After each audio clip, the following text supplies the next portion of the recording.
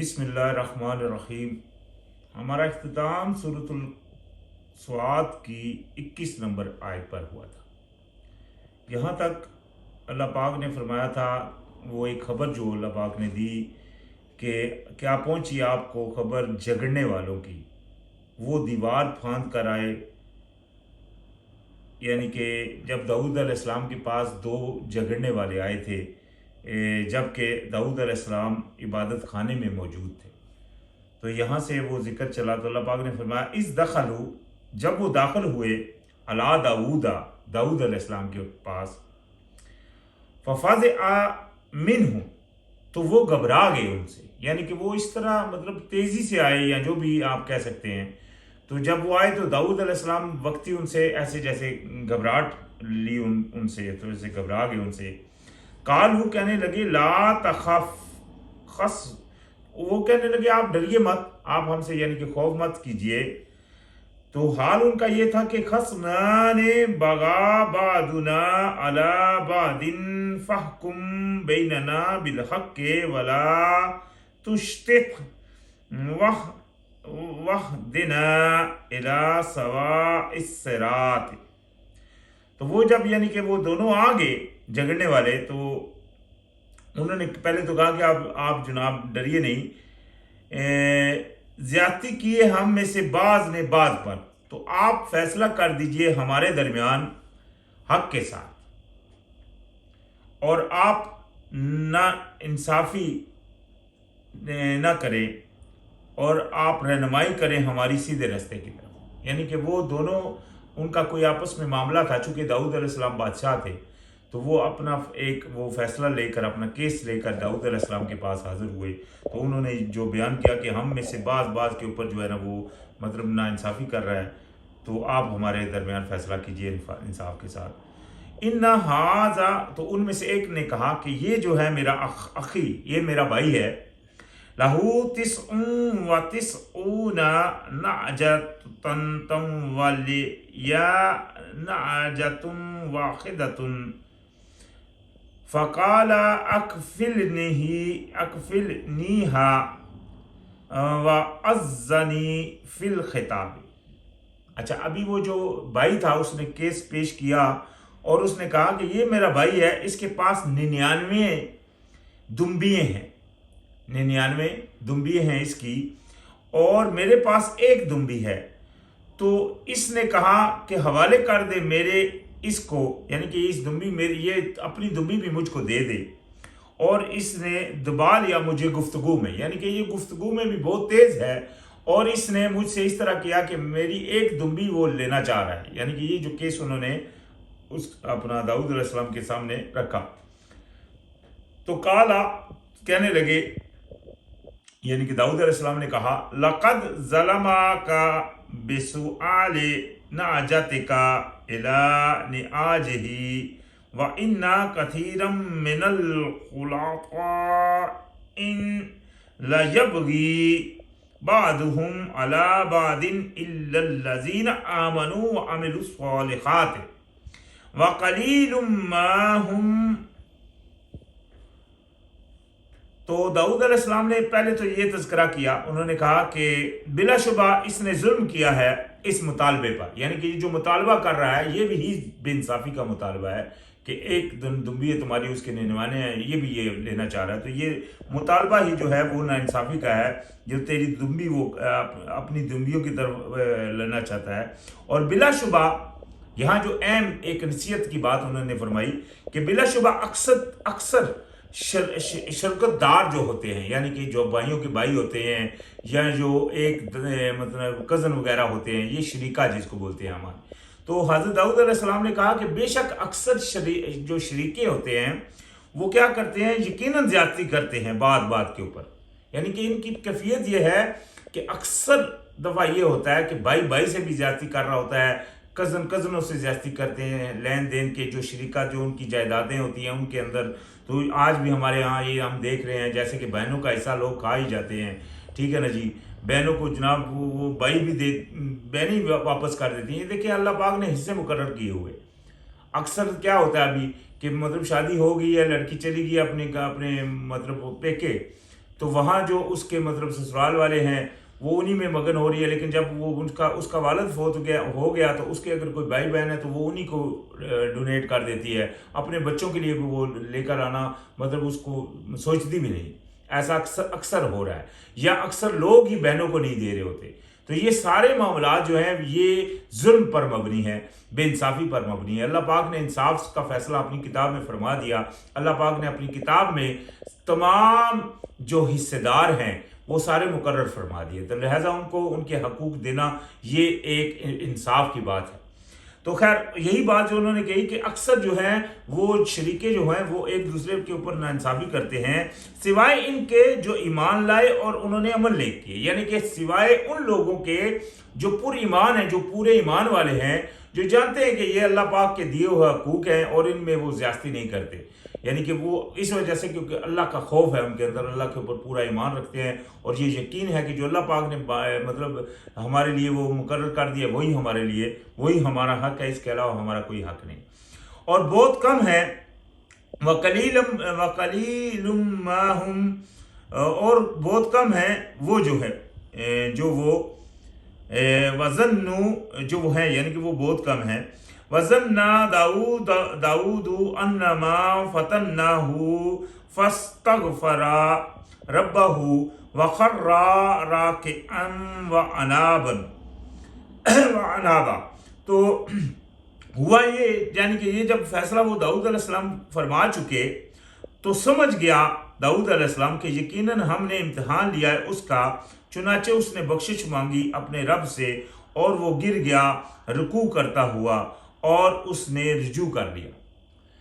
یہ جو بات ہے کہ داؤد علیہ السلام نے کو کیا مطلب محسوس ہوا، جہاں جیسا کہ ابھی وہ کیس اپنا لے کر آئے ہیں، تو داؤد علیہ السلام کو اللہ پاک نے یہاں فرمایا کہ جب اس نے سمجھا کہ اللہ پاک نے ان کو آزمایا، تو کس بات میں آزمایا؟ یہ بات ایک بڑی سمجھنے کی ہے۔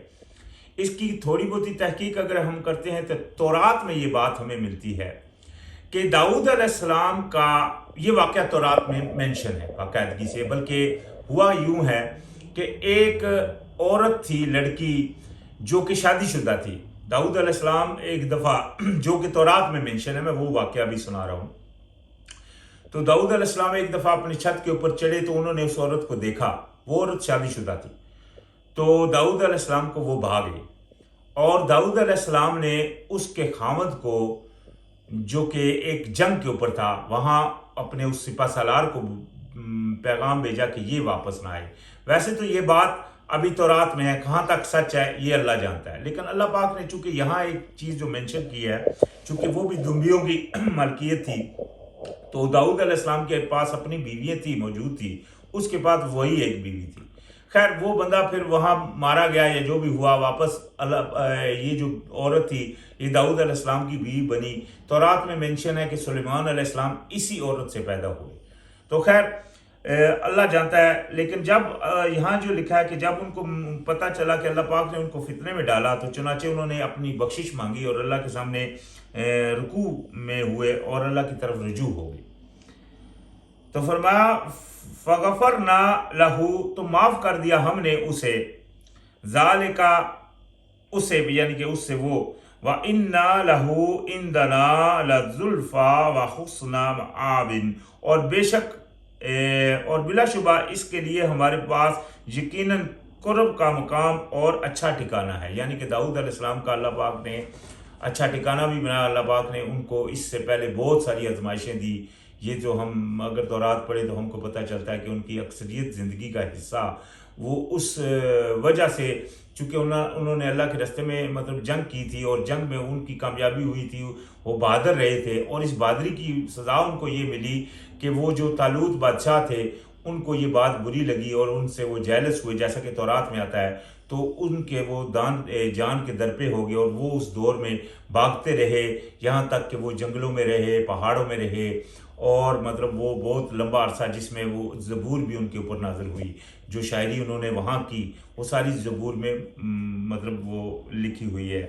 تو خیر اللہ پاک نے ان کے لیے یہاں یہ ہم کو بیان فرما دیا کہ ان کا اللہ کے یہاں قریب مقام ہے اور اچھا ٹھکانہ ہے۔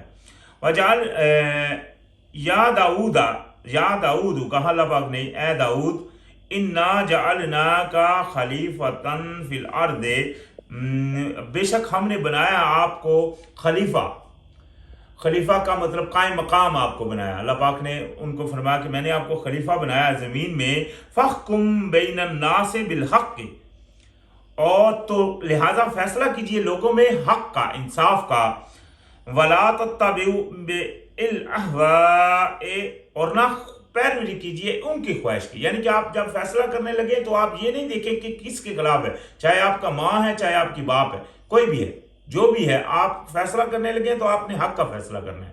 कोई भी है इसको नहीं देखना कौन है, और ये भी नहीं कि अपनी ख्वाहिश की पैरवी करनी है और फैसला मतलब दूसरे के हक में दे देना है, या कोई मतलब माल या किसी वजह की वजह से, किसी देन की वजह से आपने किसी और के हक में गलत फैसला कर दें, तो ऐसा मत करना। अल्लाह पाक ने फरमा दिया फ़युदिल्लका अन सबीलिल्लाह, यानी कि अगर आप अपनी ख्वाहिश की पैरवी करेंगे तो वो आपको गुमराह कर देगी अल्लाह के रास्ते से। इन्नल्लज़ीना यदिल्लूना अन सबीलिल्लाह लहुम अज़ाबुन शदीदुन बिमा नसू यौमल हिसाब, तो इनके लिए अजाब है सख्त। यानी कि जो लोग भटकते हैं अल्लाह के रास्ते से, जो लोग अल्लाह के रास्ते से हट जाते हैं, भटक जाते हैं, तो उनके लिए बड़ा अजाब है सख्त। वजह इसकी कि भुला दिया उन्होंने इस हिसाब वाले दिन को। यानी कि लाजिम बात है, इंसान का भटकना तभी होता है जब वो उस दिन को भुला देता है। वो दिन जब तक याद है तब तक इंसान अपने गुनाह से बचेगा। अगर गुनाह हो भी जाएगा तो फौरी वो तौबा की तरफ माइल होगा, क्योंकि उसको हर वक्त ये अंदर लगी रहेगी, आग लगी होगी कि हमने अल्लाह के यहाँ हाजिर होना है। तो लिहाजा यही वो चीज़ है जो गुनाह से बचाती है। वो क्या है? आखिरत के ऊपर पूरा यकीन। जब आखिरत के ऊपर यकीन होगा, जिस तरह के मिसाल के तौर के ऊपर आज हमको पता है आग हमको जलाती है, हमारा यकीन है, हम उसमें हाथ नहीं डालते, क्यों? क्योंकि ये यकीन है हमको कि वो जलाएगी। ऐसा ही यकीन अगर वो आपको हो जाए आखिरत के बारे में, तो इंशाल्लाह आपको वो गुनाहों से भी बचाएगा। आपको मतलब आपका ये यकीन आपको गुनाहों से बचाएगा। इसलिए क्या आखिरत के बारे में लफ्ज़ भी आता है, वा बिल आखिरात हुम यकीनूना, और आखिरत के ऊपर ये पूरा यकीन रखते हैं। वमा खलकनस समा वल अर्दा वमा बैनहुमा बातिलन, और नहीं पैदा किया हमने आसमानों को और ज़मीनों को और जो इनके दरमियान है बेमकसद, यानी कि बातिल झूठ के ऊपर नहीं हमने पैदा किया। ये कोई बेमकसद चीज़ नहीं पैदा की हमने।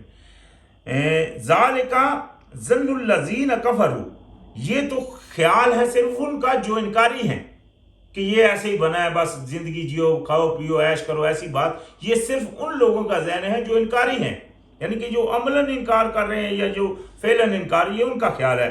फ़वैलुल लिल्लज़ीना कफ़रू मिनन नार, तो लिहाजा बुराई है उन लोगों की जिन्होंने इनकार किया आग से, यानी कि उनके लिए आग से बुराई, उनकी वो आग होगी जिसमें वो मतलब धकेल दिए जाएंगे, और फिर लाजिम बात है उनके लिए उसमें बुराई है।